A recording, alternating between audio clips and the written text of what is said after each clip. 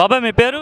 మా పేరు పివి రమణ, రాష్ట్ర బీసీసీఎల్ అధికార ప్రతినిధి. ఎక్కడి నుండి వచ్చారండి? మేము పుట్టపర్తి తాలూకా నుంచి వచ్చాము, రాయలసీమ ప్రాంతం నుంచి. మీ ప్రాంతంలో మహానాడు ఎట్లా ఉన్నాయి ఏర్పాట్లు ఇవన్నీ?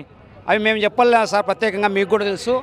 ఎందుకంటే లాస్ట్ ఎలక్షన్ మూమెంట్లో మహానాడు పెట్టలేకపోయారు కొన్ని కారణాల వల్ల. ఇప్పుడు పెట్టినారంటే అది ఒక గ్రేడు. అదే కడపలో పెట్టడం వల్ల జనాలు ఎవరు పెద్దగా రాలేదని చెప్తున్నారు, నిజమేనా? సార్, కడపలో పెట్టడం అనేది కదా, కడపలో పెట్టిండేదే పెద్ద ఒక పండగ సార్. ఉగాది వస్తుంది, సంక్రాంతి వస్తుంది, వినాయక చవితి వస్తుంది, దసరా వస్తుంది, ప్రతి పండగ వస్తుంది సార్. ఈ తెలుగు ప్రజలకు, తెలుగు ప్రజలే కాకుండా వేరే రాష్ట్రాల్లో, వేరే ప్రపంచంలో కూడా నటసార్వభౌముడు ఎన్టీ రామారావు గారు స్థాపించిన పార్టీ. ఈ పార్టీకి ఉన్నంత ఇమేజ్ కానీ, ఈ పార్టీకి ఉన్నంత బలం కానీ ఎక్కడ ఏ పార్టీకి లేదు. ప్రాంతీయ పార్టీల్లో ప్రపంచంలోనే ప్రాంతీయ పార్టీ ఇది ఒక గొప్ప చరిత్ర బలమైన పార్టీ, బలమైన శక్తిగా ఎదిగిన పార్టీ. పార్టీ పెట్టి 9 నెలల్లో అధికారం చేపట్టిన ఘనత అంటే ఒక తెలుగుదేశం పార్టీ అని కూడా మేము ఈ సభంగా మహానాడు సభంగా తెలియజేసుకుంటున్నాం. అంటే ఎంత బలంగా ఉండడానికి గల కారణం ఏంటంటారు? ఈ పార్టీ ఎంత బలంగా ఉండాలి కారణం ఏమంటే, అవరైతే మా చేతులు కుదురు భూస్వాముల చేతులు నలిగిపోయేటటువంటి కాంగ్రెస్ పార్టీలో నలిగిపోతున్న సమయంలో ఈ పెద్ద ఆయన నందమూరి తారక రామారావు గారు ఏ ఉద్దేశంతో స్థాపించాడంటే, ఇది పెద్ద బీసీలు, బడుగు బలహీన వర్గాలు, మైనారిటీలు ఆశాజ్యోతి అనేటువంటి ఒక పెద్ద ఆయన ఈ పార్టీ స్థాపించాడు. ఎందుకు స్థాపించాడంటే, ప్రతి ఒక్కరు కూడా ఇప్పుడు రాజకీయంగా ఫస్ట్ బయట వచ్చారంటే ఆ మహానుభావుని సొలమైన కూడా మేము ఈ సభ మహానాడు తరం కూడా మీకు తెలియజేస్తున్నాం సోదరులారా. ఎందుకంటే ఈ ప్రతి పండగల వాతావరణం కంటే ఈ మహానాడు ఎప్పుడు వస్తుందని ఆశతో బ్రతికే కార్యకర్తలు కూడా చాలా జనం ఉన్నారని చెప్పేసి నేను తెలియజేస్తున్నా. ఎందుకంటే మీరు గడిచిన చరిత్ర మీరు చూశారు, ఇంతకుముందు చూశారు, ఇప్పుడు చూశారు. 2014 నుంచి 2019 వరకు ఏ విధంగా అభివృద్ధి చెందింది రాష్ట్రము, అదేవిధంగా 2019 2025 వరకు ఏ విధంగా జరిగిందో మీకు కూడా తెలుసు, మాకు తెలుసు, అందరికీ తెలుసు. అంతేకాకుండా ఈయన సినిమా చూపిస్తా అంటున్నాడు. ఏమి సినిమా చూపిస్తావా జగన్మోహన్ రెడ్డి? నీ దగ్గర ఉండేది 11 మంది, మా దగ్గర ఉండేది 164 మంది. నువ్వు 4 ఏళ్ళ తర్వాత సినిమా చూపిస్తే మేము చూపించడానికి ఇప్పుడే సిద్ధంగా ఉన్నాం. సినిమా అంత సీన్లో మా పెద్ద ఆయన మాకు సినిమాలు చూపిస్తుందండి. మనకు ప్రజాసేవ చేయండి, ప్రజల వద్దకు పోండి, వాళ్ళ కష్ట నష్టాలు తెలుసుకోండి, అంతేగాని గినిపాలు చూపిస్తుందండి. సినిమా చూపించాలంటే మా పెద్ద ఆయనకి 5 నిమిషాలు అయ్యి నీకు 4 నెలల తర్వాత కాదు, మాకు ఇప్పుడు మా చేతిలో ఉంది, ఏమైనా సినిమాని చూపిస్తాం. ఎందుకు చూపించలేదంటే రాసుకుంటున్నారంట వాళ్ళు కూడా, మీ అందరి పేర్లు రాసుకొని 4 ఏళ్ళ తర్వాత చూపిస్తారు. అందరి పేర్లు రాసుకొని సార్ అందరి పేర్లు రాసుకుంటే సార్ ఈ ప్రపంచంలో ఏ ప్రాంతీయ పార్టీకి లేనంత బలం ఈ తెలుగుదేశం పార్టీకి ఉంది. 40 రోజుల్లోనే అతను లోకేష్ యువనాయక్ గారు పిలుపునిచ్చింటే 1 కోటి సభ్యత్వాలు దాటిండే పార్టీ తెలుగుదేశం పార్టీ. ఎందుకంటే నాయన జగన్మోహన్ రెడ్డి, ఒకసారి చూసావు నువ్వు ఈ కడప ఏందో, నా అడ్డా నీ అడ్డానే బదులు కొట్టి ఇప్పుడు ఈడ జరుగుతుందంటే ఒకసారి నువ్వే అర్థం చేసుకో. నువ్వు తాడేపల్లి ప్యాలెస్ కాదు, ఈ పులిందల గెస్ట్ హౌస్కి వచ్చి గెస్ట్ హౌస్ పైకి ఎత్తే ఈ మహానాడే కనపడుతుంది. సేట్లు మహానాడు కనపడుతున్నాయా? మహానాడు కుర్చీలు ఉన్నాయి అంటున్నారు. ఖాళీ కుర్చీలు రైబోదు, ఖాళీ కూర్చొని మేము పనుకుంటామా? ఖాళీ కుర్చీలు అనుకుండా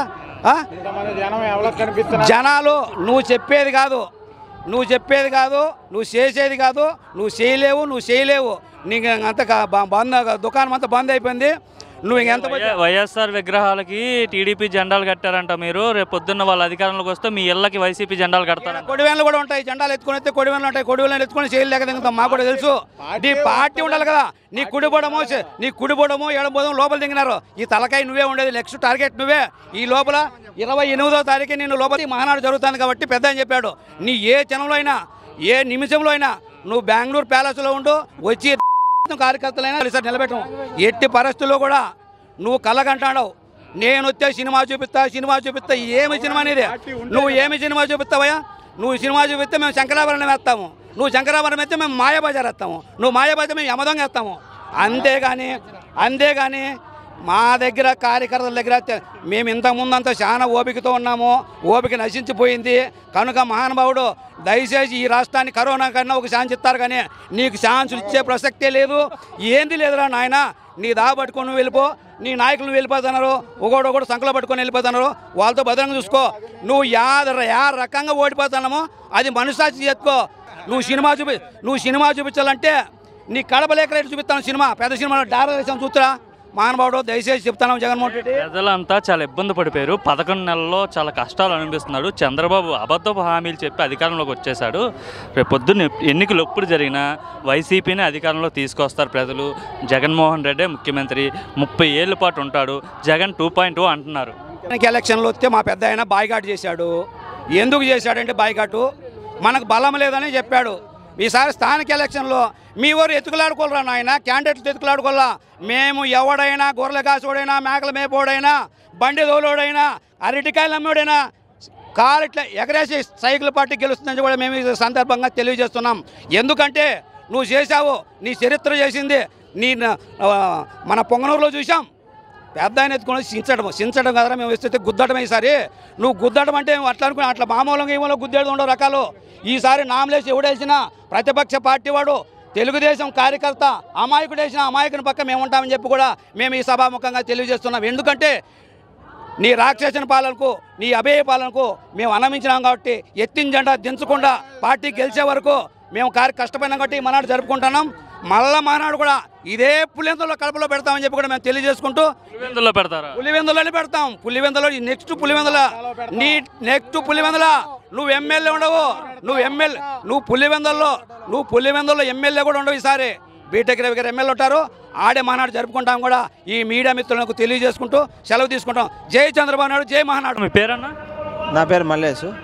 ఎక్కడి నుండి వచ్చావన్నా? రాప్తాడు కాన్స్టిట్యూన్స్, సీకేపల్లి మండలం, నేమద్రి విలేజ్. ఓకే, పైటాల సునీత గారి కాన్స్టిట్యూన్స్. ఓకే, ఎట్లా అనిపిస్తుంది మళ్ళీ మీ రాయలసీమ ప్రాంతంలో మహానాడు జరుగుతుంది కదా? ఇది ఒక పండగ వాతావరణము. ఇలాంటి పండగ వాతావరణం చూడడానికి రావడం మా అదృష్టంగా భావించి ఇలాంటి మహానాడు ఇంత ఘనంగా జరుగుతున్నందుకు మేము చాలా సంతోషంగా ఫీల్ అవుతున్నాం. అంటే మీరు తెలుగుదేశం పార్టీ కార్యకర్తలు అంతా హ్యాపీగా ఉన్నారు, మీకు పండగ జరుగుతుంది కానీ రాష్ట్రంలో ప్రజలంతా హ్యాపీగా లేరంట. చంద్రబాబు నాయుడు పాలనలో ఇబ్బంది పడిపోతున్నారంట, నిజమేనా? అది ఒక వైఎస్ఆర్ మూర్ఖులు మాట్లాడే మాటలు తప్ప అది ఈ కడప జిల్లాలో జరుగుతున్నందుకు ఊరవలేక వాళ్ళు మాట్లాడుతున్న మాటలు తప్ప ఎందుకంటే ఏం లేదు. వాళ్ళని రెచ్చగొట్టడానికే మీరు పెట్టారంటగా ఇక్కడ.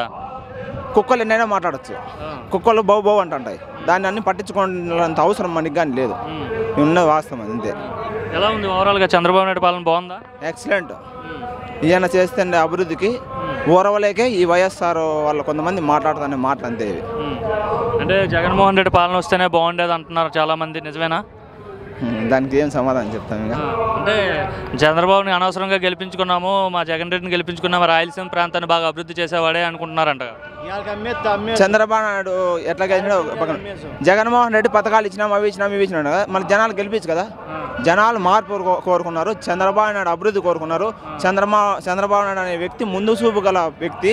మాలాంటి పిల్లవాళ్లకు భవిష్యత్తుకు పునాది వేసే వ్యక్తి కాబట్టి చంద్రబాబు నాయుడు ఎన్నుకున్నారు. మళ్ళా కూడా 2029లో కూడా చంద్రబాబు నాయుడు సీఎం కోరుకుంటారని నేను మళ్ళా